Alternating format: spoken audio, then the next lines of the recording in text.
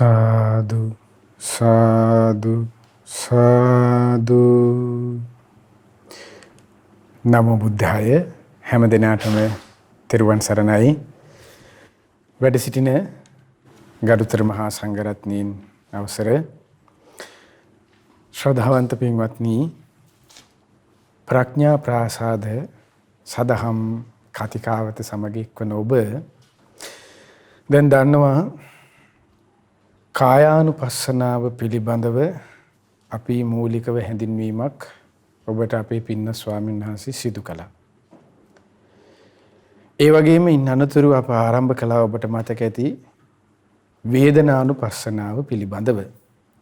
සත්‍තිස් බෝධිපාශික ධර්මයන්හි පළවන කරුණ සතර සතිපට්ඨානයට අයත් කායානුපස්සනාව, ඊළඟට වේදනානුපස්සනාව යන මේ කාරණාවන් පිළිබඳව තමයි සාකච්ඡා කරමින් සිටින්නේ.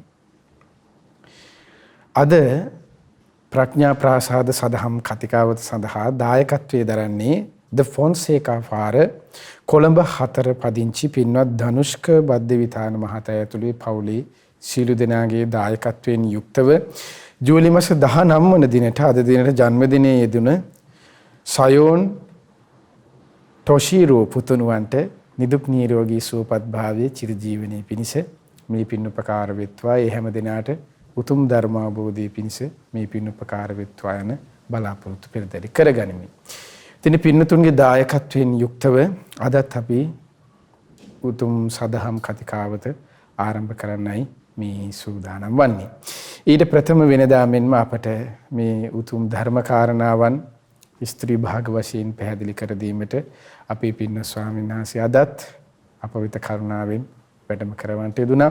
ප්‍රථමයෙන් අපගේ පින්වත් ස්වාමීන් වහන්සේ নমස්කාර පූර්වකව අපි පිළිගනිමු. අවසරයි ස්වාමීනි. නමෝ බුද්ධාය.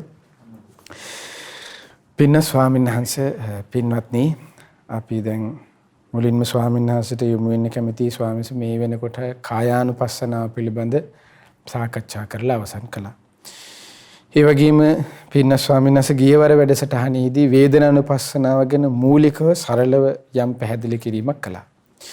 ස්වාමීන් අදත් වැඩසටහන ආරම්භ වෙනකොටම ස්වාමීන් පළමුවෙන්ම මම පින්න ස්වාමීන් වහන්සේගෙන් අවසර පතනවා ස්වාමීන් වහන්සේ අපට පැහැදිලි කරලා දෙන්න තවත් මේ වේදනානුපස්සනාව පිළිබඳව මූලික කරුණු ගැන. විදීම කියන්නේ කුමක්ද කියන කරුණ පිළිබඳව අවසරයි ස්වාමීනි. හැම දිනාටම තිරුවන් සරණයි. අපි කලින් වැඩසටහනේදී කෙටියෙන් දැනගත්තා විදීම කියන්නේ මොකක්ද කියන එක කෙටියෙන්. ඒ කියන්නේ සංක්ෂිප්තව. එහෙමයි ස්වාමීනි. ඒතකොට බුදුරජාණන් වහන්සේ මේ විදීම කියන වචනය ගොඩාක් අර්ථයන් ගැප් කරලා දේශනා කරපු ප්‍රකාශයක්. එහෙමයි ස්වාමීනි. ඒතකොට ඒකේ සරල අර්ථයක් නෙමෙයි තියෙන්නේ. ඒ කියන්නේ ඊටාම ගැඹුරු ගාම්භීර නිවන කරාම ජීවිතය පුරුදු කරගන්න උවමනා කරන විමසීමක් පිණිස විඳීම උපකාර කරගෙන. එහෙමයි ස්වාමීනි. යන වැඩපිළිවෙලක් තමයි මේ වේදනානුපස්සනාව තුළින් බුදුරජාණන් වහන්සේ පෙන්ලා දෙන්නේ. එහෙමයි. ඒ කියන්නේ දැන් අපි ගත්තාම දැන් අපිට කායික ස්වභාවය ප්‍රකට දෙයක්. ඒ ගැන අපි කායනුපස්සනා කොටසේදී පැහැදිලි කරගත්තා. එහෙමයි. ඒ කියන්නේ කායේ ස්වභාවයන් ගත්තාම ඒ කියන්නේ අසුබේ ගත්තත් ඊළඟට ධාතු මනසිකාර භාවනාව, ඊළඟට සති සම්පජානය, මේ ඒ වගේම ඉරියාපත භාවනාව සහ නවසීවතක භාවනාදී මේ භාවනා වලින් යම්කිසි හඳුනා ගන්න පුළුවන් විදිහේ භෞතික ස්වභාවයක් එහෙමයි ඇසුරු කරගෙන තමයි කායනුපස්සනාව වඩන්න තියෙන්නේ. එහෙමයි. හැබැයි වේදනානුපස්සනාව කියන සම්පූර්ණයෙන්ම භෞතිකව දකින්න ලැබෙන්නේ නැති. එහෙමයි. Tamanට දැනෙන ස්වභාවයක්. ඒ කියන්නේ ගැඹුරු කාරණාවක්. ගැඹුරු කාරණාවක්. කියන්නේ සියුම් දෙයක්, හොයාගන්න අපහසු දෙයක්. දැන් චිත්ත සංඛාර විදිහටනේ බුදුරජාණන් වහන්සේ වේදනා සංඥා දේශනා කරන්නේ. එහෙමයි ස්වාමීනි. ඒ කියන්නේ සිත හා බැඳී පවතින දේවල් විදිහටනේ. එහෙමයි ස්වාමීනි. එතකොට සිත ගැන කියන්නත් කලින් දැන් චිත්තානුපස්සනාව ඊළඟට තියෙන්නේ. එහෙමයි. ඒ සිත ගැන භාගතුන් වහන්සේ විස්තර කරන්න කලින් සිත හා බැඳී පවතින කරුණක් ගැන තමයි විස්තර කරන්නේ මුලින්ම වේදනානුපස්සනාව. එහෙමයි ස්වාමීනි. ඒතර හැබැයි සිතට වඩා ගොරෝසු දෙයක්. නමුත් කයට වඩා සියුම් දෙයක්. එහෙමයි ස්වාමීනි. ඒ සතිපට්ඨානයේ පිළිගැස්ම හරිම විස්මයජනකයි. බුදුරජාණන් වහන්සේගේ ඒ පෙළගස්වන ක්‍රමවේදය. එහෙමයි. ඒකෙදි බුදුරජාණන් වහන්සේ කෙමෙන් කෙමෙන් තමයි ගැඹුරට යන්නේ. දැන් ධම්මානුපස්සනාව කියනකොට ඒක සම්පූර්ණ මනස හා සම්බන්ධ. ඒ කියන්නේ මනස හා බැඳී පවතින ධර්මයන් විදිහට තමයි මේ මානසික ධර්මයන් විදිහට තමයි ධම්මානුපස්සනාව යෙදෙන්නේ. එහෙමයි සාස්. ඉතින් ඒ නිසා ඊළඟට ඒ කියන්නේ කායනුපස්සනාවට වඩා සියුම් වූ. එහෙමයි. නමුත් අනිත් අනුපස්සනාවන්ට වඩා යම් විදිහකට ප්‍රකට කරගන්න පහසු. එහෙමයි සාස්. වේදනානුපස්සනාව ගැන තමයි අපි ඉගෙන ගන්න. එහෙමයි. එතකොට ඒකෙදි විඳීම කියන එක සම්පූර්ණ ඍජුවම භාගතුන් වහන්සේ පෙන්වලා දීලා තියෙනවා මේ ස්පර්ශ ප්‍රත්‍යේනුයි විඳීම හටගන්නේ කියලා. එහෙමයි සාස්. ඒකෙදි ලස්සන උපමාවක් බුදුරජාණන් වහන්සේ පස්ස මූලක කියන සූත්‍ර දේශනාවේදී වේදනා සංයුත්තේ එහෙමයි. පැහැදිලි කරනවා. දැන් ඔබට මේ විඳීම ගැන හරි ලස්සන විස්තර දැනගන්න පුළුවන් දහම් පරයය දහම් කොටස් රාශියක් ගැබ්බෙන මේ කොටසක් අධ්‍යයනය කරන්න පුළුවන් සංයුත්ත නිකාය ඇසුරු කරගෙන. එහෙමයි සාස්. ඒ සංයුත්ත නිකායේ වේදනා සංයුත්තේ කියලා සූත්‍ර දේශනා 100 ගණනක් තියෙනවා. එහෙමයි. මේ විඳීම ගැන භාග්‍යතුන් වහන්සේ විවිධාකාරයෙන් පෙන්ලා දීපු දහම් පරයය. එහෙමයි සාස්. කියන දහම් ක්‍රම. එහෙමයි. එතකොට මේ විඳීම සම්බන්ධයෙන් හොඳ අධ්‍යයනයක් කරන්න එහෙමයි. ඒ වේදනා සංයුත්තේට අදාළ දේශනා 100,000 ගාන පරිශීලනය කළොත් එහෙමයි සාස්. ලොකෝ දැනුමක් මේ විඳීම සම්බන්ධව විඳීම පිළිබඳව එහෙමයි. දැනගන්නට අවස්ථාව ලැබෙනවා. එහෙමයි. ඒ නිසා මේ වේදනානුපස්සනාව ඉගෙන ගන්නකොට අපිට දැන් විඳීම කියන එක ස්පර්ශයෙන් හට ගන්නවා ස්පර්ශ නැතිවීමෙන් නැති වෙනවා කියන කරුණ පමණක් නෙවෙයි. එහෙමයි. ඒ විඳීම ඇසුරු කරගත්තු සම්පූර්ණ විස්තර විභාග මේ ඊටාම සියුම් ලෙස බුදුරජාණන් වහන්සේ පෙන්වලා දීලා තියෙනවා. එහෙමයි සාස්. ඉතින් තියෙනවා මේ වේදනා සංයුත්තේ දේශනාවක් තියෙනවා පස්ස මූලක සූත්‍රය කියලා. එහෙමයි සාස්. මේ පස්ස මූලක සූත්‍රයේ තියෙනවා භාග්‍යතුන් වහන්සේ හඳුන්වනවා ලස්සන මේ උපමාවකින්. ඒකට භාග්‍යතුන් වහන්සේ ගන්න ඉස්සර පාවිච්චි කරේ දැන් ගිනි පෙට්ටිය ගිනි කූරේ අද පාවිච්චි කරනවනේ මිනිස්සු. එහෙමයි. ඒත් ඒකට උත්සාහයක් කළොත් නේ ගිනි පෙට්ටියෙන් ගිනි කූරෙන් ගින්නක් උපදවන්න පුළුවන්. එහෙමයි සාස්. ඒ වගේ ඉස්සර පාවිච්චි කරලා තිබෙනවා ගිනි ගාන ගල දණ්ඩ කියලා එකක්. එහෙමයි. ඒකට උත්තරාරණිය කියලා සහ ගිනි ගාන දණ්ඩ කියලා ඒ ගින්නක් උපදවන්න උවමනා කරන ලී කැබලි දෙකක් එකට අතුලලා ගින්නක් උපදවන ක්‍රමයක්. එහෙමයි. එතකොට ගින්න ඉපදවීම පිණිස ඉස්සර මිනිස්සු කලේ උත්තරාරණිය සහ ගිනි ගාන දණ්ඩ කියන ඒ උපකරණ දෙක එහෙමයි. එකට ඇතිල්ලීමෙන් එහෙමයි සාස්. ගිනි පුපුරක් උපදවා ගන්නවා. එහෙමයි. ඒ ගිනි පුපුර උපදවා ගත්තට පස්සේ ගිනි පුපුරෙන් තමයි පුළුන් කෑල්ලකට ගින්දර ටික අරගෙන ගිනි පුපුර අරගෙන එහෙමයි. ඊට පස්සේ ඒකෙන් තමයි ගින්න අවුලවා ගන්නෙ. එහෙමයි. දැල්ල උපදවන. දැල්ල උපදවා ගන්න. මුලින්ම ඇති වෙන ගිනි පුපුරක්. එහෙමයි සාස්. එතකොට යම් වෙලාවක බාහිර ආයතනයත් අභ්‍යන්තරික ආයතනයත් බාහිර ආයතන හයක් භාගතුන් වහන්සේ වදාලා ඒ තමයි රූප ආයතන, සද්ද ආයතන, ගන්ධ ආයතන, ඊළඟට මේ රස ආයතන, පොට්ටබ්බ ආයතන, ධම්ම ආයතන කියලා ආයතන හයක් තියෙනවා බාහිර. එහෙමයි සාස්. ඊළඟට අභ්‍යන්තරික ආයතන තියෙනවා ඇස, චක්ක ආයතන, ඊට පස්සේ කන, නාසය, දිවකය, මනස කියලා ඉන්ද්‍රියන් 6. එහෙමයි. එතකොට මේ අභ්‍යන්තර බාහිර ආයතනයන්ගේ ඒක රාශී වීමකින් එහෙමයි. එහෙම නැත්නම් එකතු වීමකින් තමයි මේ ස්පර්ශයෙන් හටගන්නා වූ විඳීම් උපදින්නේ. එහෙමයි සාස්. යම් වෙලාවක අපිට යම් අරමුණක් ඔස්සේ යම් බාහිර ආයතනයක් කෙරෙහි අභ්‍යන්තර ආයතනේ යොමු වෙන්නේ නැත්නම් එහෙමයි. ඒ කියන්නේ ඇස නම් වූ ආයතනේ බාහිර මේ අභ්‍යන්තර ආයතනේ. එහෙමයි. ඒ අභ්‍යන්තර ආයතනේ බාහිර රූපේ නම් වූ ආයතනයට යොමු වෙන්නේ නැත්නම් යොමු වෙන්නේ නැති තාක්කල් ඒ රූපය අසුරු කරගත්තා වූ ස්පර්ශයක් ඇති වෙන්නේ නැහැ. එතකොට යම් වෙලාවක අපි ඇස හෝ කන හෝ මේ අභ්‍යන්තරික ආයතනයන් 6න් එකක් බාහිර ආයතනය සමග සම්බන්ධ වෙනකොට අන්නේ සම්බන්ධ වෙන ක්‍රියාවලියට අපි භාගතුන් වහන්සේ පෙන්ලා දුන්න වචනයක්. ඒ තමයි ස්පර්ශය. එතකොට ඒ ස්පර්ශය ඇසුරු කරගෙන ස්පර්ශයට අනුකූල වූ විඳීමක් උපදිනවා. ඒ විඳීම උපදින්න හේතු වෙන්නේ අභ්‍යන්තරයයි බාහිරයි කියන මේ දෙක එකට එකතු වීම. ස්වාමීන් වහන්සේ තව පොඩ්ඩක් ස්පර්ශය ගැන අපිට දැන් සාමාන්‍ය සත්වයක් කියලා ගත්තාම සත්වයේ තියෙනවනේ සාමාන්‍යයෙන් පැවතින්න උවමනා කරන එහෙම නැත්නම් සසර පැවැත්මට හේතු සාධක වෙන කරුණු 6ක් තියෙනවා. ඒවට හඳුන්වනවා ස්පර්ශ ආයතන කියලා. ඒ කීයක් එහෙම? ඒ කියන්නේ 6ක් තියෙනවා. ඒතකොට 6 ස්පර්ශ ආයතන. එහෙමයි සාස්. ඒ ස්පර්ශ ආයතන 6 නිරන්තරයෙන්ම ක්‍රියාත්මක වෙන්න තමයි මේ ලෝකේ පුද්ගලයාගේ පැවැත්ම සකස් වෙන්නේ. එහෙමයි සාංශ. එතකොට රහතන් වහන්සේට හෝ බුදුරජාණන් වහන්සේලාට හෝ පසේ බුදුරජාණන් වහන්සේලාට හෝ ඉහළ මාර්ගඵලලාභී ශ්‍රාවකින්ට එහෙමයි. ඒ ස්පර්ශය පිළිබඳ පරිපූර්ණ වැටහීමක් අවබෝධයක් තියෙනවා. එහෙමයි. ඒ කියන්නේ ස්පර්ශේ නැද්ද? ස්පර්ශය තියෙනවද? නෑ. ස්පර්ශය කියන එක පණවන්න පැනවෙන්න හේතු වෙන කරුණු තියෙනවානේ. එහෙමයි සාංශ. එතකොට අවිද්‍යාව නම් වූ ස්වභාවයත් සමග අවිද්‍යාව පත්‍ය සංඛාර සංඛාර පත්‍ය විඥාන ආදී විදිහට ස්පර්ශයේ පැනවීම සාමාන්‍ය සත්‍යය කෙරෙහි පැනවෙන්නේ ඒ හේතුඵල ධර්මයේ ක්‍රියාකාරීත්වය සමග. එහෙමයි සාංශ. ස්පර්ශය එතකොට හේතුඵල ධර්මයේ ක්‍රියාකාරීත්වය පැනවෙන්නේ නැත්නම් එතන ස්පර්ශය කියන වචනේ පාවිච්චි කරන්න බෑ. එහෙමයි සාංශ. ස්පර්ශය කියන වචනේ යෙදෙන්නේ නැහැ. ඒ කරුණ යොදන්න අවස්ථාවක් නැහැ. එහෙමයි. ඒ මොකද ස්පර්ශයට උවමනා කරන කිසිදු ආකාරයේ සකස් වීමක් නැති නිසා. එහෙමයි. ස්වාමීනි අවසර දැන් ස්වාමීන් දැන් ඔය කියන රහතන් වහන්සේට ආයතන හය නෑ, සමහර තියෙනවා කියනවා, ස්පර්ශේ නෑ කියනවා, තියෙනවා. ඒ මොකද්ද ඒ මේ සාමාන්‍යයෙන් ඒ සාමාන්‍ය බලන කෝණේ තියෙන්නේ සාමාන්‍ය පෘථග්ජන මිනිස්යාගේ සාමාන්‍ය මිනිස්සෙකුගේ ඒ තමන්ගේ දැනුමට සහ තමන්ගේ දෘෂ්ටි කෝණයට අනුවනේ. එහෙමයි සාංශ. ඒකෝට කෙනෙක් සක්කාය දිට්ඨිය තුල ඉඳගෙන රහතන් වහන්සේ ගැන කතා කරනකොට එහෙමයි. ඔහුට ඒ සක්කාය දිට්ඨියෙන් එපිටට ගිහිල්ලා කතා කරන්න වචන නැහැ. එහෙමයි සාංශ. වචන භාවිතයක් හෝ ඒ භාවිතාවක් නැහැ එතනින් එහාට. එහෙමයි.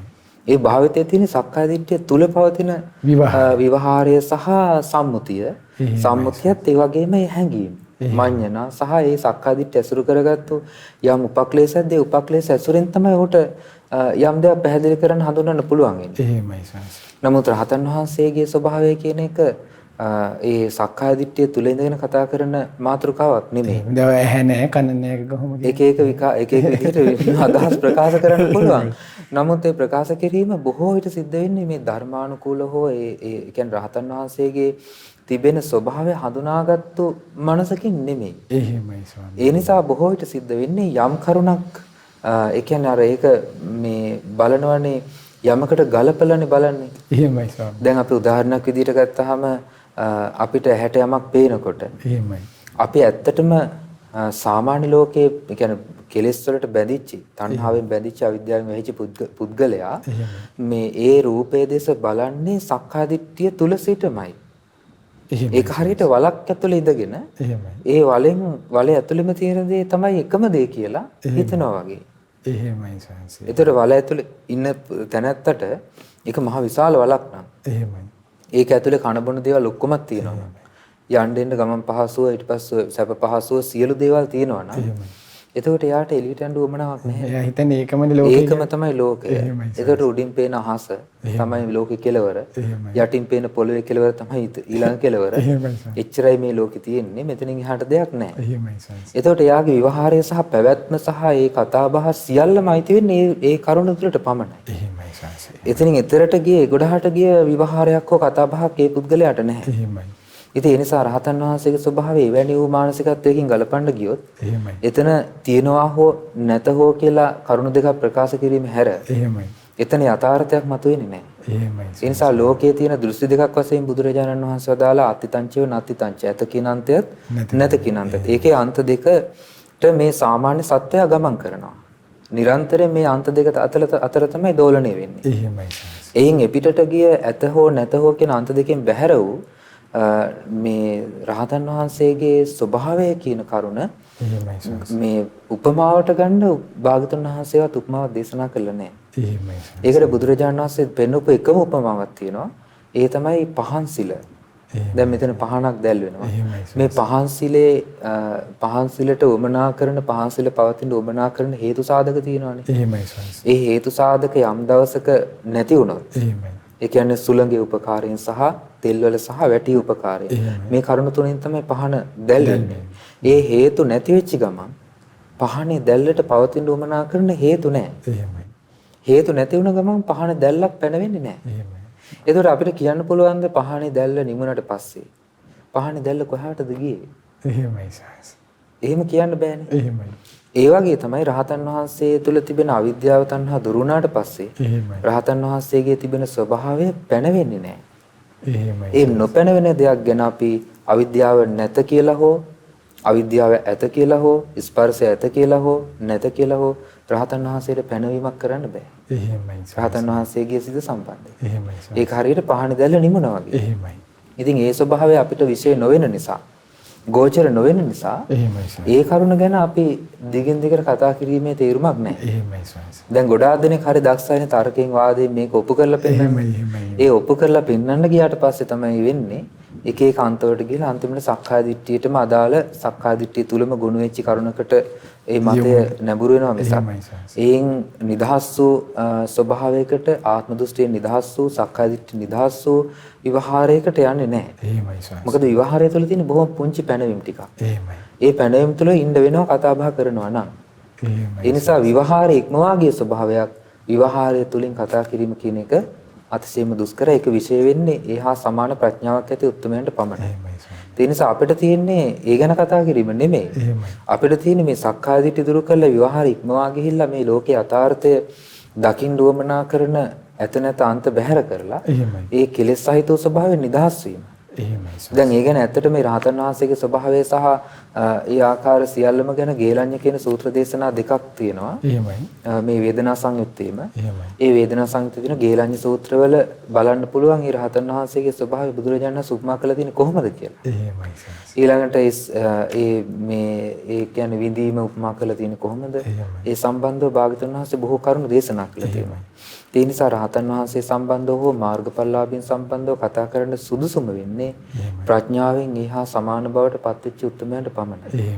ඒ නිසා අපිට ධර්මයේ තුලින් භාග්‍යවතුන් වහන්සේ පෙන්ලා දීපු සීමාව තුළ අපි ඉන්න ඕනේ. ඒ සීමාව තුළින් අපි ඔබට ගිහිල්ලා අපේ මතිමතාන්තර ප්‍රකාශ කරන්න ගියොත් සිද්ධ වෙන්නේ එතකොට අපි භාග්‍යවතුන් වහන්සේ නොවදාළ දේ වදාලා කියන මේ වරදට ඒ වැරද්දට වැටෙන්න පුළුවන් අපි නොදැනුවත්ව. ඒ වගේම නොවදාළ දේ වදාලා කියලාත් වදාළ දේ නොවදාලා කියලාත් අපිට ඒ කරුණ තුළට අපිට යොමු වෙන්න සිද්ධ වෙනවා. මම හිතන විදිහට මේ අපි ඒ සීමාව ඉක්මවා ගියොත්. ඒ නිසා ශ්‍රද්ධාව තුළ අපි ඉන්නවනම් ඒ භාග්‍යවතුන් වහන්සේ වදාළ දේ සීමාව තුළ පමණක් අපේ පැවැත්ම අපි කියන්නේ අපේ විවහාරය සහ අපේ කටයුතු කිරීම ශ්‍රාවකයෝ විදිහට අපි දැනගන්නවා. ඒ සීමාවෙන් ඔබට ගියොත් සිද්ධ වෙන්නේ මේ භාග්‍යවතුන් වහන්සේට අභූත චෝදනාවක් කිරීම. ඒ නිසා විදීම ගැන බුදුරජාණන් වහන්සේ ලස්සන විග්‍රහයන් දේශනා කරපු ඒ කරුණවලදී භාග්‍යවතුන් වහන්සේ දේශනා කළා තිබෙනවා මේ විදීම අර මේ කියන්නේ ගිනිගාන දණ්ඩ සහ උත්තරාරණ්‍ය කියන අපි ඉස්සෙල්ලා කිව්වා ස්පර්ශය ගැන කතා කරේ. එතකොට ඒ ස්වභාවය එතකොට ඒ දෙපැත්තේ තිබුණොත් එහෙමයි ස්වාමීනි. දැන් අපි හිතමු උදාහරණයක් විදිහට අද කාලේ ගත්තොත් ගිනි පෙට්ටියේ ගිනි කූරයි. දෙපැත්තක තිබ්බොත් ඒකෙන් කවදාකවත් ගින්නක් උපදින්නේ නැහැ. ඒ දෙක එකට එකතු වුණොත් විතරයි ගින්නක් උපදින්නේ. අන්න ඒ වගේ තමයි මේ සිත අභ්‍යන්තරත් බාහිරත් කියන මේ ආයතනයන් ස්පර්ශ වුණොත් පමණයි ඒ ස්පර්ශ හේතුවෙන් විදීමක් උපදින්නේ. එතකොට අපිට දැන් කෙනෙක් කියන්න පුළුවන් එහෙනම් අපි ස්පර්ශය නොකර හිටියොත් අපි නිදහස්ද කියලා. එහෙම නෙමෙයි නිදහස් වෙන්නේ. දැන් සමහර අවස්ථාවල කෙනෙක් කියන්න පුළුවන් ඔය දකින්න දේ අනිත්‍යයි කියලා මෙනෙහි කරලා ඒ දකින්න දෙයට ඇලීමක් නැතුව හිටියාම මේක නිදහස් ප්‍රශ්නෙන් හරි. ප්‍රශ්නෙන් නිදහස්. නමුත් එහෙම ක්‍රමයක් බුදුරජාණන් වහන්සේ දේශනා කළේ නැහැ. බුදුරජාණන් වහන්සේ දේශනා කළේ මේ දෙක වෙන් කරන්න කියන එක නෙමෙයි. ඒක අවබෝධ කරන්න කියන එක. ඒ ස්වභාවය අවබෝධ කරලා ඒකට කියනවා ඒ මේ අභ්‍යන්තර බාහිර ආයතනන්ගේ ක්‍රියාකාරීත්වය මනාකොට දැනගන්න ඕනේ. එහෙමයි ස්වාමීනි. දැන් අර ස්වාමීන් ලස්සන කරුණක් කිව්ව දැන් ඒක අවබෝධ කරනවා කියලා. ස්වාමීනි දැන් විදීම කියන එක එතකොට අවබෝධ කරන එකක්ද ස්පර්ශය අවබෝධ කරන පිළිසින දකින දේ කොහොමද ඒ කරුණ? දැන් අපි මුලින්ම දැන් අපි හිතමු උදාහරණයක් විදිහට කෙනෙක් යම්කිසි ආහාරයක් හදනවා නම්. එහෙමයි. ඒ ආහාරය සම්බන්ධව එයාට පරිපූර්ණ දැනුමක් ඕනනේ. එහෙමයි සර්. හිතන්නකෝ දැන් කොණ්ඩ කැවුම් හදන්න කැමති නම් කෙනෙක් එයාට පිටි දුන්නයි කියලා තෙල් දුන්නයි කියලා ඊට පස්සේ කූර දුන්නයි කියලා හැන්දක් දුන්නා කියලා ගින්දර තිබුණා කියලා එයාට කොණ්ඩ කැවුම් හදන්න බෑනේ. එහෙමයි සර්. එයා ඒකට උවමනා කරන ක්‍රමවේදයේ ශිල්පීය ඥානයක් තියෙනවා. එහෙමයි. ඒ ශිල්පීය ඥානයක් නැතුව සහ ඊළඟට ඒ පදම දන්නේ නැතුව ඒ පිටි අනා ගන්න ඕන පදම පිපෙන්න ඕන පදම දාන්න ඕන ප්‍රමාණයන් අඩු වැඩි වෙන්නේ නැතුව ඒ ක්‍රමය හරියටම දැනගත්තොත් තමයි යාට අවසාන නිෂ්පාදනයක් දෙන්න පුළුවන්. තියරිය. ඔව් ඒ කියන්නේ ක්‍රමවේද තියරියක දැනගන්න ඕනේ. ඒ වගේ මේ ධර්මය තුළ තිබෙනවා හරියටම භාග්‍යතුන් වහන්සේ වදාළ පිළිවෙලට මේ දහම් කරුණ නිරවුල් කරගන්න ඕන උවමනා කරුණක්. ඒකට කියනවා දිට්ඨිය සුප්පටිවිද්දා කියලා. දෘෂ්ටිය පැහැදිලි කර ගැනීම. ස්වාමීනි කොහොමද එහෙම කරගන්නේ? දෘෂ්ටිය පැහැදිලි කරගන්නවා කියන එකේ අදහස දැන් අපි ගත්තාම දෘෂ්ටිය කියලා කියන්නේ දැක්මනේ. එහෙම නැත්නම් අවබෝධනේ වැටහීමනේ. ඒ වැටහීම නිරවුල් කරගන්න ඕනේ ඉස්සෙල්ලාම.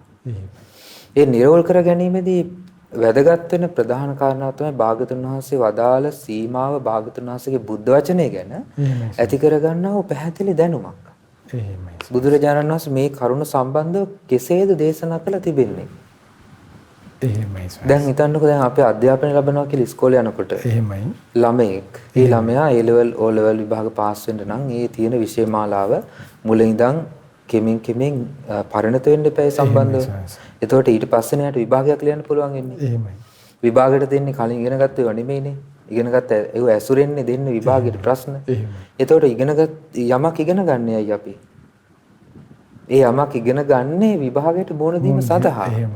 එතකොට ඒක ඒ ඉගෙන ගැනීම අසාර්ථක නම් එයාට විභාගේ ජය ගන්න බැහැනේ. විභාගේ පාස් වෙන්න බැහැනේ. ඒ වගේ තමයි ධර්මඥානය නැති කෙනාට විමර්ශනය කියන එක උපදින්නේ නැහැ. ධර්මඥාණයෙන් තමයි විමර්ශනයේ ධර්ම විමසීම උපදින්නේ. ඒ ධර්ම විමර්ශනයේ ඉපදුනාට පස්සේ තමයි ඒ කෙනාට යෝනිසෝමනසිකාරය තුළ ඒ කරුණ නිරවුල් වෙන්නේ. ඒ නිරවුල් භාවය තුළ නිරවුල් කරගත් යුතු කරුණු රාශියක් තියෙනවා. එකක් තමයි ස්කන්ධ. අනිත් එක තමයි ආයතන. අනිත් එක තමයි ධාතු. අනිත් එක තමයි පටිච්චසමුප්පාද. මේ ස්කන්ධ ධාතු ආයතන පටිච්චසමුප්පාද කියන මෙන්න මේ ක්‍රම හතර යටතේ බුදුරජාණන් වහන්සේගේ ධර්මය තුළ සඳහන් වෙන කරුණු නිරවුල් කරගන්න ඕනේ මුලින්ම. ඒ නිරවුල් කර ගැනීම පිණිස පවත්වන විමර්ශනය තුළ ලබන ඥාණයට කියනවා දිට්ඨිය සුප්පටිවිද්දා. එතකොට සුතා දතා වචසා පරිචිතා මනසානුපෙක්කිතා දිට්ඨිය සුප්පටිවිද්දා කියන මෙන්න මේ කරුණු පහ. මේ කරුණු පහ ඇසුරු කරගෙනයි ධර්මයේ තුල පිරිසිදු දැනුමක් ඇති කරගන්නේ. මේ කරුණ තුල පිහිටලා ශ්‍රුතමේ ඥානෙ ශ්‍රුතමේ ඥානෙ තියෙන්න ඕනේ. ඒක මතකයේ තියෙන්න ඕනේ. ඊළඟට ඒක නිරන්තරයෙන් වචනෙන් පුරුදු කරලා තියෙන්න ඕනේ. ඊට පස්සේ ඒක මෙනෙහි කරලා තියෙන්න ඕනේ. මනසානුපෙක්කිත. ඊළඟට ඒක ඒ කරුණ පිළිබඳව නිවැරදි වූ පැහැදිලි දැක්මක්, පැහැදිලි වැටහීමක් ඇති කරගන්න ඕනේ. ස්කන්ධ නම් ස්කන්ධ සම්බන්ධව මුළුමනින්ම දැනුමක් ඥානය. ඊට පස්සේ ආයතන නම් ආයතන සම්බන්ධ දැනුමක්. ධාතු ස්වභාවය නම් ධාතු ස්වභාවය පිළිබඳ දැනුමක්. පරිපූර්ණ දැනුමක්. ඊට පස්සේ පටිසමුප්පාද නම් පටිසමුප්පාද සම්බන්ධ පරිපූර්ණ දැනුමක්. ඒතර මේ කරුණු දැනගත්තු කෙනාට තමයි ඒ පිළිබඳ විමර්ශනයේ යෙදিলা පවතින යථා ස්වභාවය දැකීමට උවමනා කරන මේ යොමු වීම. එහෙම නැත්නම් ඒකට කියනවා ඒ එක තැනකට ඒ කරුණ ඔක්කොම ගොනු කරන්න පුළුවන් හැකියාව. ඒතකොට ඒක තමයි ප්‍රඥාව. ඒ ප්‍රඥාවෙන් තමයි මේ කරුණ ඔක්කොම එකට ගොනු කරලා සත්‍ය ඥානයේ විදිහට කෙනෙක් අවබෝධ කරන්නේ මේ ආර්ය සත්‍යය. ඉතින් ඒ දක්වා යන්න වමනා කරන ශ්‍රාවකෙක් ඉන්නවා නම් ස්කන්ධ ධාතු ආයතන පටිසමුප්පාද වශයෙන් ඒ කරුණ පිළිබඳ පැහැදිලි නිරවුල් කර ගැනීමක්. ඒක කොහොමද ඒක කරගන්නේ? නිරවුල් කරගන්න ඉතින් නිරන්තරයෙන්ම ධර්මය අහන්න ඕනේ. ධර්මය විමසන්න ඕනේ. ඒ වගේම ධර්මයේ පිළිබඳ හොඳ අධ්‍යයනය කරන්න ඕනේ. මොන වගේ දේක්ද අපි අධ්‍යයනය කරන්නේ? ඒ කියන්නේ ස්කන්ධ සම්බන්ධව බුදුරජාණන් වහන්සේ දේශනා කරපු දේශනා. පිරිසිදුව ඒ ධර්මය අධ්‍යයනය කළ යුතුයි. ස්කන්ධ මේ කියන්නේ පංච උපාදානස්කන්ධය ගැන පැහැදිලි කරගන්න. ඊට පස්සේ ආයතන සම්බන්ධ පැහැදිලි කරගන්න ආයතන සම්බන්ධව බුදුරජාණන් වහන්සේ වදාළ දේශනා විමසා ඒ දහම් කරුණු ඉගෙනගෙන ඒ දහම් කරුණු අධ්‍යයනය කරලා ඒ සම්බන්ධව හොඳ දැනුමක් විශාල ඒ කියන්නේ හොඳ පැහැදිලි දැනුමක් ඇති කරගන්න ඕනේ. ඊට පස්සේ පටිසමුප්පාද ගැනත් එහෙමයි. ධාතු ස්වභාවය කිව්වම අපිට සතර මහා ධාතුත් ඒ වගේම පුද්ගල ස්වභාවය තුළ ධාතු ස්වභාවයන් භාගතුන් වහන්සේ පැහැදිලි කරලා තියෙනවා. ඒතර ධාතු සංයුත්තය කියලා දේශනා කොටසක් තියෙනවා සංයුත නිකායේ භාගතුන් වහන්සේගේ දේශනා. මේ දේශනා ඇසුරින් මේ ධාතු ස්වභාවයන්. ඒ කියන්නේ අභ්‍යන්තරයේ එක් භාගතුන් වහන්සේ දේශනා කරන චක්කු ධාතු, සෝත ධාතු, රූප ධාතු, මේ සද්ද ධාතු මේ විදිහේ ධාතු ස්වභාවයන් තියෙනවා. ඒතර මේවා පිළිබඳව හොඳ ඇති කරගත්තු පැහැදිලි දැනුම ඕනේ. එතකොට ඒවා අධ්‍යයනය කරන්න ඕනේ. ඒ අධ්‍යයනය කිරීමෙන් සහ විමසීමෙන් තමයි මේ දේවල් ඇති කරගන්න පුළුවන් වෙන්නේ. ඉතින් මේ විමර්ශනය තුළ කෙනෙක් විඳීම පිළිබඳව විදීම සම්බන්ධයෙන් හොඳ නිර්වෘල් භාවයක් ඇති කරගත්තොත් ස්පර්ශය ඇස කොහොමද ස්පර්ශය වෙන්නේ? එහෙමයි සාංශ. ඊට පස්සේ රූපය කොයි ආකාරයෙන්ද රූපය ගැන භාගතුන් වහන්සේ දේශනා කළා තියෙන්නේ. එහෙමයි. දැන් අපි ඒක කෙටියෙන් පැහැදිලි කරගත්තොත් එහෙමයි. මොකද මම හිතන්නේ දැන් විදීම ගැන අපි කතා කරන්න ඕනේ. එහෙමයි. ඒතර විදීම ගැන කතා කරනකොට අපිට ඇස කන නාසය දිව කය මනස කියන ඉන්ද්‍රියන් අතහැරලා එහෙමයි. රූපාදී බාහිර ආයතන අතහැරලා විඥානය ගැන අතහැරලා පංච උපාදානස්කන්ධ ස්වභාවය අතහැරලා අපිට විදීම ගැන කතා කරන්න බෑ. එහෙමයි. මේ විදීම බද්ධ වෙලා තියෙන තව බොහෝ ධර්මයන් තියෙනවා. එහෙමයි. විදීම කියන්නේ එක්තරා ස්වභාවයක් පමණයි. ඒ කියන්නේ තනි කරුණක් නෙමෙයි. තනි කරුණක් නෙමෙයි. ඒ තනි කරුණක් විදිහට භාග්‍යතුන් වහන්සේ පෙන්ලා තින්නේ ඒ කරුණ නිරෝල් කරගන්නකොට අනිත් දේවල් සම්බන්ධව පැහැදිලි දැනුමක් ඇති කරගන්න ඕනේ. එහෙමයි සාංශ. දැන් ස්පර්ශ ප්‍රත්‍යයෙන් විදීම හට ගන්නවා කිව්වහම. එහෙමයි. ඒතර ස්පර්ශය කියන්නේ මොකද්ද?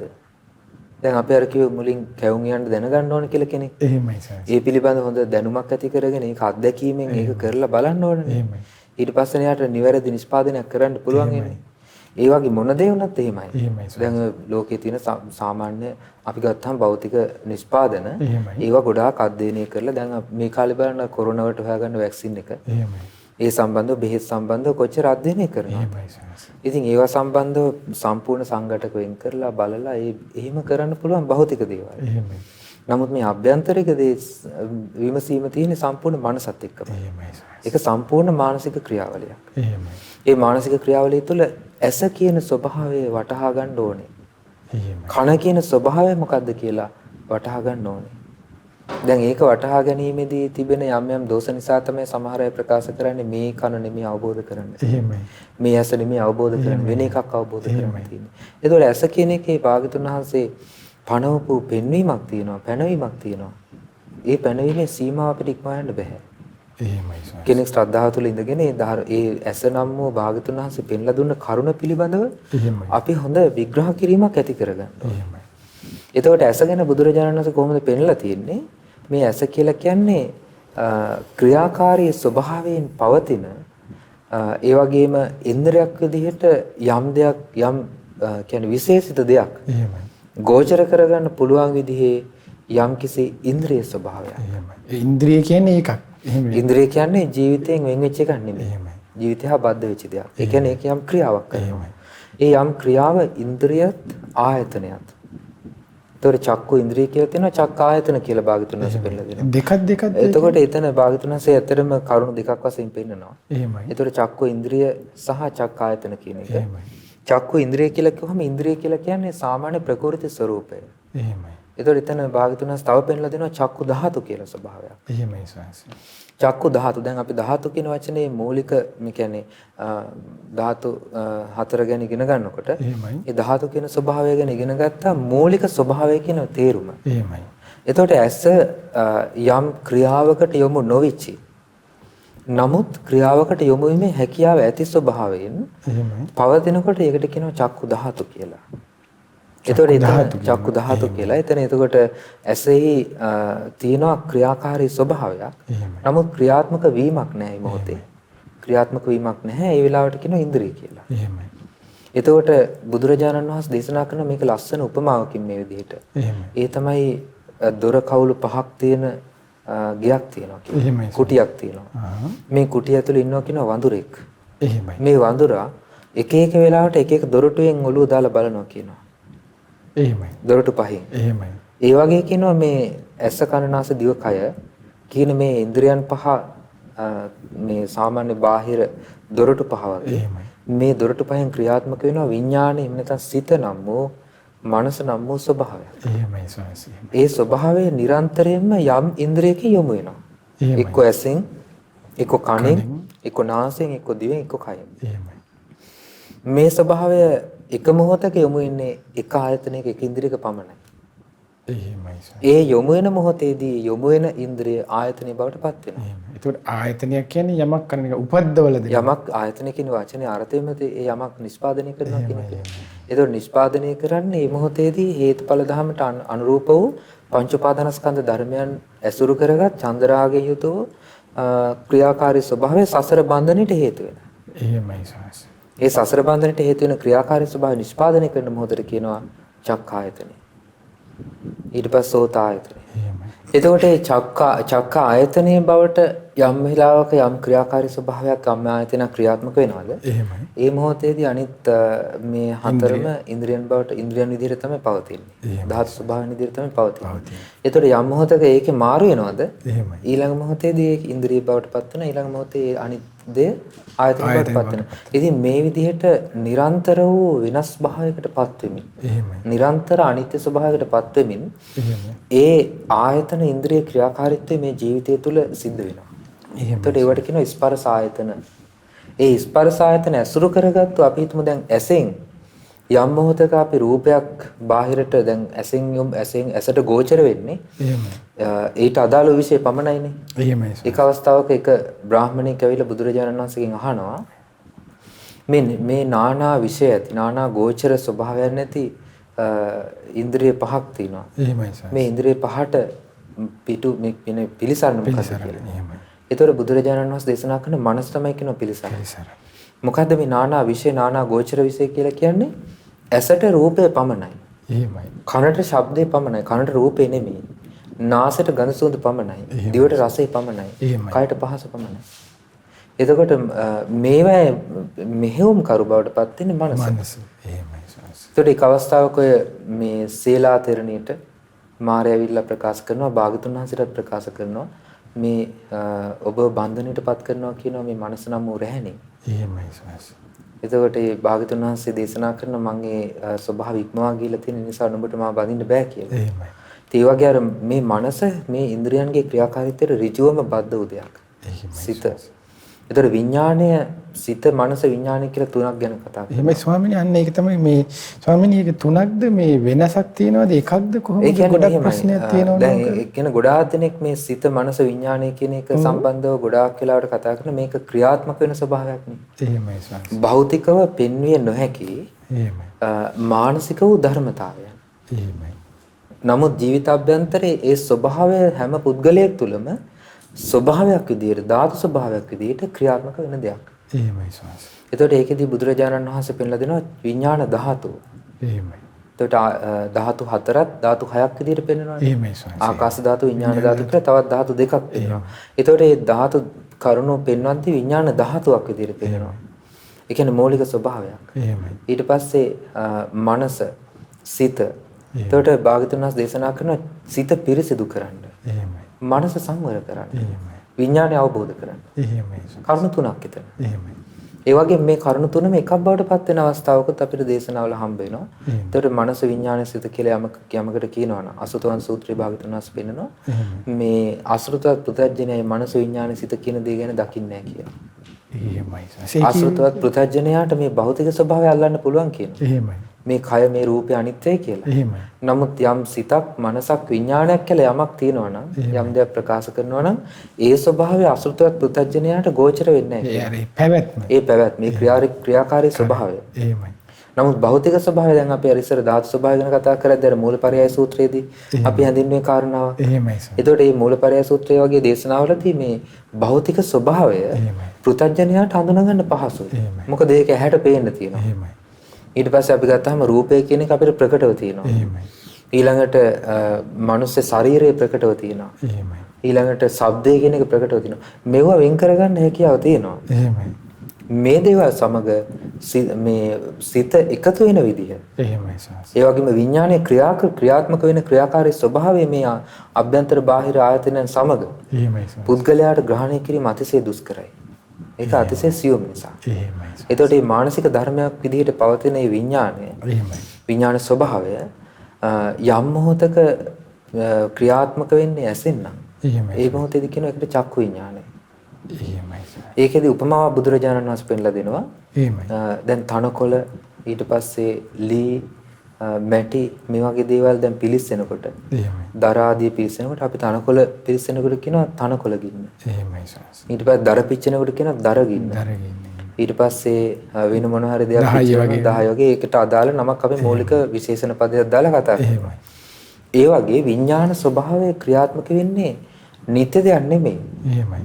නිත්‍ය වූ ආත්මෝදයක් නෙමෙයි. හේතු නිසා උපදින්නා වූ විඥාන ස්වභාවය හේතු නිසා නැති වෙලා යනවා. එහෙමයි. ඒ ස්වභාවය ඇසෙන් ක්‍රියාත්මක වෙනකොට ඒකට කියනවා චක්කු විඥාන. එහෙමයි ස්වාමීනි. ඊට පස්සේ කණෙන් ක්‍රියාත්මක වෙනකොට කියනවා සෝත විඥාන, ගාහන විඥාන, જીවහා විඥාන, කාය විඥාන, මනෝ විඥාන කියලා මේ විඥාන එක එක විශේෂණ නාමකින් හඳුන්වනවා ක්‍රියාකාරීත්වයටපත් වෙන ඉන්ද්‍රිය එහෙම නැත්නම් ආයතනයට අනුකූලව. එහෙම ස්වාමීනි අවසන් දැන් ඔය විදිහට අර වෙනස් වෙනවා චලනය වෙනවා කියන එකකින් දැන් අර චලංචේ වයංච අනිච්ච ඒ කියන්නේ දැන් මේ නිරන්තරයෙන්ම දැන් අපි ගත්තාම අරමුණක් පාසා මේ ස්වභාවය වෙනස් වෙනවානේ. එහෙමයි. එතකොට ඒ අරමුණ වෙනස් වෙන මොහොතක් පාසා විඥානයේ ස්වභාවය වෙනස් වෙනවා. එහෙමයි ස්වාමීනි. ඒ පවතිනා වූ ස්වභාවය අනිත්‍ය බවට පත් වෙනවා. එහෙමයි. සුළු මොහොතක්වත් පවතින්නේ නැහැ. දැන් අපි උදාහරණයක් ගත්තොත් අපි හිතමු අපි පොතක් කියවනවා. එහෙමයි. පොතක් කියවනකොට අපිට ඒකේ දකින්න ලැබෙනවා අම්මා කියන වචනේ. එහෙමයි. එතකොට අපි අයන්න දිහා බලලා, අල්මයන් දිහා බලලා, මායන දිහා බලලා.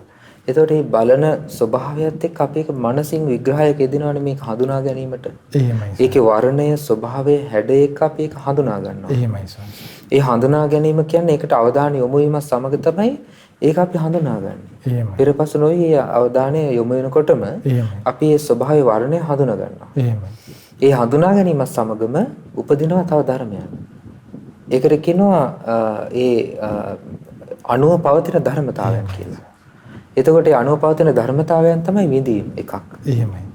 ඒතර ස්පර්ශයේ මුල් වුණා. ඊට පස්සේ විඳීම තියෙනවා, ඊළඟට හඳුනා ගැනීම තියෙනවා, චේතනා තියෙනවා, විතක්ක තියෙනවා, විචාර තියෙනවා, තණ්හා තියෙනවා. ඒ සංසාර ඒ කෙරෙහි බැඳීම හට ගන්නවා. ඒතර මේ ස්වභාවයන්ට නැඹුරු වෙලා යන්නේ යම්කිසි ඊටාම සුළු ක්ෂණයකින්. වේගවත් වගේ. වේගවත්, ඊටාම වේගවත්. එහෙමයි. ඊටාම වේගවත් වූ සුළු මොහොතකින් වේගවත් ස්වභාවයකින් මේ ධර්මයන් කෙරෙහි සිත නැඹුරු වෙලා යනවා. ඒ අරමුණ වෙනස් වෙච්ච ගමන් අර සියලු ධර්මයන් අතහැරලා ඊළඟ අරමුණට පයින්නවා. එහෙමයි සාස්. ඊළඟ අරමුණට යොමු වෙනවා. එතකොට ඒ අරමුණත් එක්ක ඒක කණෙන් වෙන්න පුළුවන්. රූපේම ඇසෙන් දකින්න දේම වෙනස් වෙන්න පුළුවන්. දැන් අපි හිතමු අපි වටේට යම් දෙයක් බලාගෙන යනවා කියලා. එහෙමයි සාස්. ඒ බලාගෙන යන සෑම දෙයක් දෙසම එහෙමයි. අපිට අවධානය යොමු වෙලා ඒ කෙරෙහි විතර්ක විචාර තණ්හා බැඳීම් දක්වාම එහෙමයි. සිත ක්‍රියාත්මක වෙන ස්වභාවය එහෙමයි. අපිට ප්‍රකට නැන්නේ. අපි ඔහේ බලාගෙන ඉන්නවා, ඔහේ බලාගෙන යනවා. ඊට පස්සේ කතා කරනවා, මේ ඔක්කොම කරනවා. නමුත් අපිට සිහියක් නැහැ. මේක වෙන් කරගන්න අපිට හැකියාවක් නැහැ. සිහිය බලවත් නැහැ. ඒ මොකද අපි වෙන් කරගත්තු ස්වභාවයකින් නෙමෙයි සාමාන්‍ය ලෝකේ ඉන්නේ. එහෙමයි සාස්. මේ ස්වභාවයන් ඔක්කොම තියෙනවා, ස්ථිරයි, පැවැත්මක් සහිත වූ දේවල්, මේවා නිත්‍ය දේවල් කියන හැඟීමකින් අපි ලෝකෙ දිහා බලන්නේ. එහෙමයි සාස්. ඒ බලන ස්වභාවයත් එක්ක මේ ඔක්කොම දේවල් අපිට පේන්නේ, අපිට දකින්න ලැබෙන්නේ, අහන්න ලැබෙන්නේ, අපි හිතන්නේ හැඟීමකින්ම. අවිද්‍යාව තණ්හාව නිසා මේ සියල්ලම ස්ථිර වූ ආත්ම වූ සක්කාය දිට්ඨියට බැඳ ගැනීමකට යනවා. එහෙමයි සාස්. ඒ මොහොතේම ග්‍රහණයකට යනවා. එහෙමයි ස්වාමීනි අපි ස්පර්ශය ගැන කතා කරා. එතකොට ස්පර්ශය සම්බන්ධව තවදුරටත් බැලුවොත් එහෙමයි. එතකොට ඇස රූපය යම් මොහොතක මානසිකාරය නිසා යොමු වීම නිසා ඒ කියන්නේ රූපයට ඇස යොමු වීම නිසා එහෙම නැත්නම් ඇස ඉදිරියට රූපේ පැමිණීම නිසා යම් මොහොතක ස්පර්ශය හට ගන්නවද එකතු වීම හට ගන්නවද ඒ හට ගන්නකොටම විඳීම උපදිනවා. ඒ විඳීම උපදිනකොටම ඒ කෙරෙහි සිතේ ඇති වෙන බන්ධනයක්. හැබැයි ඒකට හේතු සාධකෝ බොහෝ ධර්මයන් එක්කයි මේ බන්ධනේ උපදින්නේ. ඒ හේතු සාධක ධර්මයන් තමයි ඒකට තියෙන සතර මහා ධාතුන්ගේ ක්‍රියාකාරීත්වයක්. මොකද ඇස කියන්නේ සතර මහා ධාතුන්ගෙන් හටගත්තු සතර මහා ධාතු යම් අඩු වැඩි වශයෙන් පවතින ක්‍රියාකාරී ස්වභාවය ඇති ස්වභාවයක්. ධර්ම ඇස කියන ආයතනේ හටගන්නේ කුමක් ඇති කල්ලිද කොහොමද? දැන් අපි ගත්තාම මැරිච්ච මිනිස්සෙකුට ඇස කියන යම් සතර මහා ධාතුන්ගේ ස්වභාවයක් පනවන්න බැයිද? පුළුවන්. ඒතර ඇසක් තියෙනවා යාට. එහෙමයි. නමුත් ඇසේ ක්‍රියාකාරී ඇසට රූපයක් පේනවද? නැහැ. රූප පේන්නේ නැහැ. ඒ රූප නොපෙනෙන්න හේතුව මොකද්ද? ඒට උමනා කරන හේතු සාධක ඒ ඇස නම් වූ ස්වභාවයේ තිබුණට ඒ ඇසේ ක්‍රියාකාරී බවක් නැහැ. එතන විඥානයේ ක්‍රියාත්මක වීමක් නැහැ. කියන්නේ විඥානය සහ ආයශ උණුසුම චුතු වුණාට පස්සේ මලකඳක් කියලා කියන්නේ. නමුත් මලකඳක ඇස කියන ස්වභාවය දැන් අපි හිතනවා නිදාගෙන ඉන්නවා කියලා කෙනෙක්. නිදාගෙන ඉන්නකොට නිදාගෙන ඉන්න කෙනාට රූප පේන්නේ නැහැ. එහෙමයි. ශබ්ද ඇහෙන්නේ නැහැ. දැන් අපිට සමහරවල්ලාට කතා කරලා නිදාගෙන ඉන්නම කතා කරලා යනවා කවුරු හරි. එහෙමයි. කොච්චර හයියෙන් කතා කරත් ඇහෙන්නේ නැහැ. එහෙමයි. ඊට පස්සේ කොච්චර මේ ගඳක් ආවත් සුවඳක් ආවත් නහයට දැනෙන්නේ නැහැ. රසයක් දැනෙන්නේ නැහැ. කයට පහසක් දැනෙන්නේ නැහැ. නමුත් මනසේ ක්‍රියාකාරීත්වය නැති වෙලත් නැහැ. නෑ නේ එහෙමයි. ඒ වෙලාවේදී විඥානේ මනස එක්ක තමයි සම්බන්ධ වෙලා තියෙන්නේ. ඒතර මානසික ධර්මයක් විදිහට විඥාන ස්වභාවය ක්‍රියාත්මක වෙනවා. ඒක හැබැයි සියුම් දෙයක්. එහෙමයි. ඒ කියන්නේ එක්තරා ඉන්ද කියන්නේ එක්තරා ස්වභාවයක්. ඒ ස්වභාවය සමග පවතින වමන ආකාරයට චුත වෙන්නේ නැතුව නිරුද්ධ වෙන්නේ නැතුව මේ විඥානේ පවතිනවා. ක්‍රියාත්මක වෙනවා. එහෙමයි. ඒකනේ දැන් භාගතුන් වහන්සේ දේශනා කරන්නේ නින්දෙන් දකින නින්දෙදී මේ සිදුවෙන ක්‍රියාව කර්මයක් විදිහට පනවන්න බෑ කියලා. කර්මයට වඩා ප්‍රබල නැහැ කියලා. එහෙමයි සාරා. චේතනාව ප්‍රබල නැහැ කියලා. එහෙමයි සාරා. නමුත් චේතනාව ප්‍රබල නැති වුණාට එතන ක්‍රියාකාරී ස්වභාවයක් තියෙනවා. ඒ ක්‍රියාකාරී ස්වභාවය සමග මේ ඒක විපාක දෙන්න හේතු වෙන්නේ නැහැ කියනවා නින්දෙදී කරන කර්මය. එහෙමයි සාරා. ඒ නිසා ඒ භාගතුන් වහන්සේ ඒක විශේෂ කරුණක් පෙන්ලා දීපු නින්ද ගැන සහ සාමාන්‍ය ලෝකයේ පුද්ගලයාගේ ස්වභාවය ගැන හඳුනා ගන්න. ඒ නිසා මේ පුද්ගලයේ ක්‍රියාකාරී ස්වභාවය ක්‍රියාත්මක වෙන්නේ විඥානයේ තිබුණොත් විතරයි. ඒතකොට විඥානය කියන එක සාති භික්ෂුව කියාගෙන කියන්නේ භවයෙන් භවයට යන විඥානයක් තියෙනවා. එහෙමයි සාරා. මේක ස්ථිර වූ පැවැත්මක්. විඥාන ධාරාව. විඥාන පැවැත්මක් කියන්නේ විඥාන ධාරාව ගැන භාගතුන් වහන්සේ සම්පසාදින සූත්‍රය දේශනා කළා. ඒතකොට මෙතන අර විඥාන ස්ථිර වූ දෙයක් කියන හැඟීම. දැන් ගොඩාක් දෙනෙක්ගේ විවහාරයේදී සහ කතා බහේදීත් ඒ වගේම ඒ පිළිබඳ කතා කරනකොට කියන්නේ මේ විඥාණය තමයි ඔක්කොම තියෙන්නේ කියලා. නමුත් විඥාණය කියන්නේ නිත්‍ය එකක් විදියට ගන්න බෑ. එහෙමයි. එහෙම පැනවෙන්නේ නැහැ. එහෙමයි. විඥාණයත් පටිච්චසමුප්පන්නයි. එහෙමයි. භාගතුන් වහන්සේ ඒක පැහැදිලිව දේශනා කරනවා තණ්හා සංකේ සූත්‍රයේ. එහෙමයි. තණ්හා සංකේ මහා තණ්හා සංකේ සූත්‍රයේ භාගතුන් වහන්සේ දේශනා කරනවා මේ විඥාණය කියන්නේ හේතුඵල ධර්මයෙන් හටගත් එකක් කියලා. එහෙමයි. හේතුඵල ධර්ම නිසා උපදින එකක්. හේතුඵල නැතිවීමෙන් නැතිවීම එකක් කියලා. එහෙමයි. ඉතින් අර විඥාන ධාරාව ගැන කියපු නිසා මම මතක් කරන්න. එහෙමයි. ඒක ඥාන දර්ශනයක්. එහෙමයි. ඒ කියන්නේ මේ විඥාණය පිළිබඳ හරි ලස්සන විග්‍රහයක් එතන තියෙනවා. එහෙමයි. දැන් අපිට පංච උපාදානස්කන්ධ ගැන කතා කරනකොටත් විඥාන ගැන කතා කරන්න පුළුවන්. එහෙමයි. නමුත් මෙතෙන්දි කෙටියෙන් ඒක පැහැදිලි කරන්න. එහෙමයි සාස්. ඒ තමයි දැන් විඥානයේ ක්‍රියාකාරීත්වය නැතුව අපිට විඳීමක් පනවන්න බැහැනේ. එහෙමයි සාස්. මේ වමනා කරන ධර්මයන් දැනගන්න ඕනනේ. එහෙමයි සාස්. එතකොට විඥානය කියන එකේදී බුදුරජාණන් වහන්සේ පෙන්ලා දුන්නා විඥානය කියන එක ගැන හරි ලස්සන පැහැදිලි කිරීමක් තියෙනවා. එහෙමයි. ඒ තමයි උබේතෝ අබ්බොච්චින්න. දෙපසින් නොසිඳුණු ඉද ලෝකේ පතිට්ඨිතංච පරලෝකේ පතිට්ඨිතංච විඥාන සෝතං පජානාති. එහෙමයි. විඥාන ධාරාවක් දැනගන්න කියනවා. ඒක ඥාන දර්ශනයක්. ඒක ඥානයක්. ඒ කියන්නේ ඇති කරගන්න විශේෂ ඥානයක්. එහෙමයි. මොකද්ද දෙපසින් නොසිඳුණු උබේතෝ අබ්බොච්චින්න. දෙපස කියලා එතන දුන්නානේ මෙලොවත් පරලොවත්. ඒතොර මේ දෙකට සම්බන්ධ. එහෙමයි. හැබැයි සම්බන්ධතාවය සිඳිලා නැහැ. එහෙමයි. පවතිනවා. ඒ කියන්නේ දෙපැත්තටම බැඳිලා. එහෙමයි. ඒක හරියට අර යම් කිසි දැන් අපි හිතුව මකුළු දැලක් තියෙන්න නම් හොඳට එහි මකුළු දැල දෙපැත්තකින් අහු වෙන්න ඕනේ. එහෙමයි සාස්. ඊළඟට කූඩල්ලේ ගමන් කරනකොට කූඩල් එක තැනක් අතහැරලා ඊළඟ තැන අල්ල ගන්න ඕනේ. එහෙමයි. එතකොට එක තැනක් අතහරිනකොට ඊළඟ තැන ග්‍රහණය කරගෙන ඉවරයි. එහෙමයි. එතකොට මෙතනින් සිඳිලා නැහැ. එහෙමයි සාස්. එහා කෙරවල සිඳිලත් නැහැ. දෙපසින්ම සිඳිලා නැහැ. එහෙමයි. දෙපසින්ම සම්බන්ධතාවයක් තියෙනවා. එහෙමයි. ඒ දෙපසින්ම සම්බන්ධතාවයේ සහිත වූ ඒ කියන්නේ මෙලොවට සම්බන්ධ, පරලොවට සම්බන්ධ, ඊළඟට මේ මොහොතට සම්බන්ධ, ඊළඟ මොහොතට සම්බන්ධ. දැන් මේ මොහොත කිව්වම අපේ මේ මොහොතේදී අපි ඇස කන නාසය දිවකය මනස ක්‍රියාත්මක නොවි තියන්නේ නැහැ. එහෙමයි සාස්. ඒ ඉන්ද්‍රියන් හයෙන් යම් ඉන්ද්‍රියක් ක්‍රියාත්මක වෙනවා මේ මොහොතේ. එහෙමයි. පච්චුප්පන්න. ඔව් පච්චුප්පන්න මේ මොහොතේදී යම් ඉන්ද්‍රියක් ක්‍රියාත්මක වෙනවා. එහෙමයි සාස්. ඒ ක්‍රියාත්මක වෙන ඉන්ද්‍රිය ස්වභාවයට අනුව විඥානය ක්‍රියාත්මකයි. එහෙමයි සාස්. හැබැයි ඒක කලින් මොහොත අතහැරලත් නැහැ. එහෙමයි. ඊළඟ මොහොත අතහැරලත් නැහැ. මේ දෙකටම සම්බන්ධය ගොඩනගමින් තමයි යන්නේ. එහෙමයි. ඒකට තව උපමාවක් තියෙනවා අර අපි කලින් මතක් කළේ උපමාව හරියට සිබ්බණී කියලා. ඒ කියන්නේ මැස්මක් වගේ. ඒ මැස්ම අපි යටි යන නූල සම්බන්ධ වුනේ නැත්නම් උඩින් ලස්සනට මෙහිලා ගියාට ශරණයකින් ඒක ලිහිලා යනවනේ. ඒ වගේ තමයි යටින් යන ස්වභාවය තමයි තණ්හාවත් එක්ක තමයි මේක සම්බන්ධතාවය ගොඩනගන්නේ. විඥානය කතා කරන්න වෙන්නේ තණ්හාව සමග. තණ්හාවෙන් තොරව විඥානයේ ක්‍රියාකාරීත්වය පැනවෙන්නේ නැහැ. රහතන් වහන්සේට විඥානයේ පැනවීමක් නැත්තේ තණ්හා නිරුද්ධ නිසා. විඥානයේ ස්වභාවය පනවන්න බෑ. එතකොට අපි ගත්තාම දැන් විදීම කියන එක මේ විඥානය නිසා උපදින දේ. විඥානයත් චක්කුංච පටිච්ච රූපේච උප්පජ්ජති චක්කු විඥාන. ඇසත් රූපයත් නිසා උපදින චක්කු විඥානය. තින්නම් සංගති පස්සෝ. මේ තුනම එකට ගොනු වීම, එකට සංයෝජනය වීම සංගති කියලා කියනවා. එතකොට එකතු වීම ඒක තමයි ස්පර්ශය. ඒක එකට එකතු වීමමයි පෙරපසු වීමක් නැතුව. ඒකටම කියනවා ස්පර්ශය. ඊට පස්සේ පස්සපච්චය වේදනා. ඒ ස්පර්ශේනොයි විදීම හටගන්නේ. දැන් මේ විදීම තමයි මේ වේදනානුපස්සනාවේදී වෙන් කරලා බලන්න තියෙන්නේ.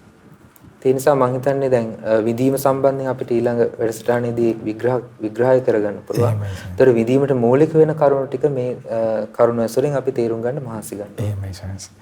පින්වත්නි අද මේ පින්නතුන්ට ඔබ අප හැම දිනාටම මේ ලස්සන කරුණු කාරණාවන් බොහෝ ධර්මයේ සඳහන් වන ආයතන ඊට පස්සේ ආයතනයට ඉන්ද්‍රිය කියන්නේ ආයතන කියන්නේ විඥානය ගැන ස්පර්ශය ගැන ලස්සනට විඥාන ධාරාවක් කියන්නේ කියන කරුණ ඒ සියල්ල ගැන හේතුඵල ධමත් එක්ක සම්බන්ධ වෙමින් යන පැවැත්මක් ගැන අපේ පින්න ස්වාමීන් වහන්සේ අපට විග්‍රහ කළා. ඒ වගේම වේදනාව පිළිබඳ ගියවර වැඩසටහනෙත් අදත් අපිට ස්වාමීන් වහන්සේ අපිට විග්‍රහ කරන්න යෙදුනේ. ඊළඟ වැඩසටහනේදී අපිට තියෙන මේ වේදනාව විවිධාකාරයෙන් අපගේ භාග්‍යතුන් වහන්සේ මේ විඳීම් විවිධාකාර ලෙස භාග්‍යතුන් වහන්සේගේ ධර්මයේ තුල විස්තර විභාග වශයෙන් දේශනා කොට තිබෙනවා.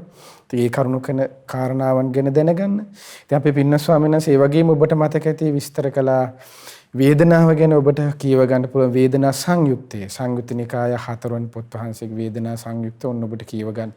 3 වෙනි පොත් වහන්සේගේ වේදනා සංයුක්තය කියව ගන්න පුළුවන් ඔබට. ඒතකොට මේ කරුණුත් ඔබ කියව ගත්තොත් ඔබට හරි පහසුවක් වෙනවා මේ වැඩසටහන් මාලාවේදී ඔබට කරුණු කාරණාවන් මේ ධර්ම කාරණාවන් තේරුම් ගන්න. ඒ වගේම සතිපට්ඨාන සූත්‍රය මුල් කරගැනීමෙන් වේදනානුපස්සනාව පිළිබඳවත් ඔබ යම් දැනීමක් කියවලා ධර්මඥානයක් ඇති කරගෙන තිබුණොත් එයත් ඔබට පහසුවක්. ඒ විදිහේ මේ සියලු කාරණාවන් ඔබ මතක තියා ගනිමින් අපි ඊළඟ වැඩසටහනේ අපේ පින්න ස්වාමීන් වහන්සේගෙන තව මේ වේදනාවේ විවිධාකාර ස්වභාවයන් පිළිබඳව අපගේ ශාස්ත්‍රූ භාග්‍යවත් බුදුරජාණන් වහන්සේ දේශනා කොට තිබෙනා පරයයන් පිළිබඳ දැන ගැනීමට බලාපොරොත්තු වෙනවා. ඉතින් අදත් අපි පින්න ස්වාමීන් වහන්සේට මුලින්ම පුණ්‍යානුමෝදනා කර සිටිමු. අපිට මේ ධර්ම කාරණාවන් විස්තර විභාග වශයෙන් කියා දීම පිළිබඳව අපේ පින්න ස්වාමීන් වහන්සේ නිදුක් වෙත්වා නිරෝගී වෙත්වා සුවපත් වෙත්වා චිරජීවනයේ දීර්ඝායු සම්පත සැලසේවා සුවසේ තව තවත් ශාසනික මෙහෙවරේ යෙදමින් ගෞතම බුදු සසුනේ පිළිසරණ ලබන්න අපගේ පින්න ස්වාමීන් වහන්සේටත් මේ සියලු පින් ඒකාන්තයෙන්ම හේතුපකාර වෙත්වා. ප්‍රඥා ප්‍රාසාද සදහම් කතිකාවත සඳහාද දායකත්වයේ දරන්නේ ද ෆොන්සේකා පාර කොළඹ 4 පදිංචි පින්වත් ධනුෂ්ක බද්දවිතාන මහතා ඇතුළේ පවුලේ සීල දෙනාගේ දායකත්වයෙන් ජූනි මාස 19 වන දිනට ජන්මදිනයේ යෙදුන සයෝන් ටොෂීරෝ පුතුණුවන්ට නිදුක් නිරෝගී සුවපත් භාවයේ චිරජීවනයේ පිණිස මේ සියලු පින් උපකාර වෙත්වා ධර්මාභෝධයේ පිණිස ඒ ධනුෂ්ක මහතා ඇතුළු පවුලේ සියලු දෙනාට මේ පින් උපකාර වෙත්වා යන බලාපොරොත්තු පෙරදරි කරගනිමින් රැස් වූ සියලු පින් කැමති සියලු දෙවියන් දැක බලා සතුටින් අනුමෝදන් වෙත්වා. සක්දේව රජුන් සතරවරම් දේවරු සෙම්පති දේවරුන් මේ පින් බිමට බෝධින් වහන්සේට සෑරජානන් වහන්සේට අධිග්‍රහිත සියලු දෙවියන්ට ඒ වගේම මේ පළාත් භාර ප්‍රදේශ භාර සුමන සමන් දෙවියනුදුන් උපුල්ලන් දෙවියනුදුන් ඇතුළු නානා නම් ගොත්වාසී සියලු දෙවියෝද මේ පින් සමලෙස අනුමෝදන් වෙත්වා. අනුමෝදන් දෙවියන් බ්‍රහ්මීන් දිව්‍යාවස වරණ සැප බලයෙන් වැඩිත්වා. ශ්‍රද්ධා සීල සෘත ත්‍යාග ප්‍රඥා යන උතුම් සේක බල ධර්මයෙන් වැඩිත්වා. පිනින් සතුරුන සියලු දෙවියන්ගේ දිව්‍ය රැකවරණේ ආරක්ෂා උදව් උපකාර ඔබ අප සියලු දෙනාට දායකත්වයේ දරන්නා වූ ධනුෂ්ක බද්දවිතාන මහතා ඇතුළු පවුලේ හැම දෙනාටමත් සලසා දෙත්වා. දෙවියෝද බ්‍රහ්මයෝද මේ පින් අනුමෝදන්ව ගෞතම බුදු සසුනේ චතුරාර්ය සත්‍ය ධර්මයේම අවබෝධ කරත්වා. ඒ වගේම ධනුෂ්ක බද්දවිතාන මහතා නමින්ද ඔබ අප සියලු දෙනා නමින්ද මේ පවුලේ හැම දෙනා නමින්ද මිය පරලොව ගොස් ඥාති වර්ගය පින් බලාපොරොත්තු වෙන නැත්නම් ඒ සියලු ඥාතීන්ගේද පරලොව ජීවිත සැපවත් වෙත්වා සුවපත් වෙත්වා. ඥාතීන්ද සංසාර දුකෙන් අත මිදෙත්වා. ඒ වගේම මේ පින ජූනි මාස 19 වන දිනේ නම් අද දිනට ජන්මදිනයේ යෙදෙන සයෝන් ටොෂීරෝ පුතුණුවන්ට මේ පින් අනුමෝදන් වෙත්වා. ඒ පුතුට නිදුක් නිරෝගී සුවපත් භාවයේ චිරජීවනයේ දීර්ඝායු සම්පත සැලසෙත්වා. ඒ පුතුගේ අධ්‍යාපන කටයුතු ආදී ਸਰව ප්‍රකාරයෙන් සාර්ථක වෙත්වා. ඒ චූටි පුතුටත් ගෞතම බුදු සසුනේ සැබෑම ශ්‍රාවක දරුවෙක් බවට පත් වෙන්න මේ සියලු පින් ඒකාන්තයෙන්ම හේතුපකාර වෙත්වා. ඒ වගේම ද ෆොන්සේකා පාර කොළඹ 4 යන ලිපිණියේ පදිංචි පින්වත් ධනුෂ්ක බද්ද විතාන මහතා ඇතුළේ පවුලේ හැම දෙනාටමත් මේ පින් අනුමෝදන්ව ඒ සියලු දෙනාමත් නිදුක් වෙත්වා, නිරෝගී වෙත්වා, සුවපත් වෙත්වා. චිරජීවනයේ දීර්ඝායු සම්පත් සැලසේවා. ඒ පින්වත් හැම දෙනා කරන කියන සීල කටයුතු ਸਰව ප්‍රකාරයෙන්ම සාර්ථක වෙත්වා. ඒ පින්වත් හැම දෙනාටමත් ගෞතම බුදුසසුනේ උතුම් පිළිසන ලබන්න මේ සීල පින් ඒකාන්තයෙන්ම හේතුපකාර වෙත්වා. ඒ වගේම මේ සීල පින් ඔබ අප හැම දෙනාගේම ගුරු දේවෝත්තම කල්යාණ මිත්‍ර පින්වත් ලොකු ස්වාමීන් වහන්සේට මේ පින සමලිස අනුමෝදන් වෙත්වා. පින්වත් ගුරු දෙවිඳුන් නිදුක් වෙත්වා, නිරෝගී වෙත්වා, සුවපත් වෙත්වා. චිරජීවනයේ දීර්ඝායු සම්පත සැලසේවා. ගුරු දේවෝත්තම පින්වත් ලොකු ස්වාමීන් වහන්සේටත් උතුම් ධර්මාභෝධයේ පිණිස මේ සීල පින් ඒකාන්තයෙන්ම හේතුපකාර වෙත්වා. ඒ වගේම ලක්වාසී ලෝවාසී සීල පින්වත් ස්වාමීන් වහන්සේලාට අනගාരികා මෑණිවරුන්ටත් මේ පින් අනුමෝදන්න මහා සංඝරත්නයටද නිදුක් නිරෝගී සුවපත් භාවයෙන් චිරජීවනයෙන් යුක්තව සුවසේ උතුම් පිළිවෙතේ දෙන්න මේ පින් හේතුපකාර වෙත්වා. ඔබ අප හැම දෙනාගේම දෙමාපිය, ගුරුවර නෑදෑ හිත මිතුරු ඇතුළු සෑම දෙනාටමත් ශ්‍රද්ධා මාසික ධර්ම දානයෙන් උදව්පකාර කරන නන්නයිරින් උදව්පකාර කරන්නා වූ සිව්පසින් අපපකාර කරන්නා වූ හැම දෙනාටමත් මේ පින් සමලස අනුමෝදන්ව ඒ ඔබ අප සියලු දෙනාමත් නිදුක් වෙත්වා, නිරෝගී වෙත්වා, සුවපත් වෙත්වා. චිරජීවනයේ දීර්ඝායු සම්පත සැලසේවා. ඔබ අප හැම දෙනාටමත් මේ සියලු පින් ගෞතම බුදුසසුනේ උතුම් ධර්මාභෝධී පිණිස ඒකාන්තයෙන්ම හේතුපකාර වෙත්වා. හැම දිනාටම තෙරුවන් සරණයි. නමෝ බුද්ධාය. මෙවැනි වටිනා ධර්ම දේශනා ශ්‍රවණය කිරීමට ශ්‍රද්ධා ඩේලි YouTube චැනලය සබස්ක්‍රයිබ් කරන්න.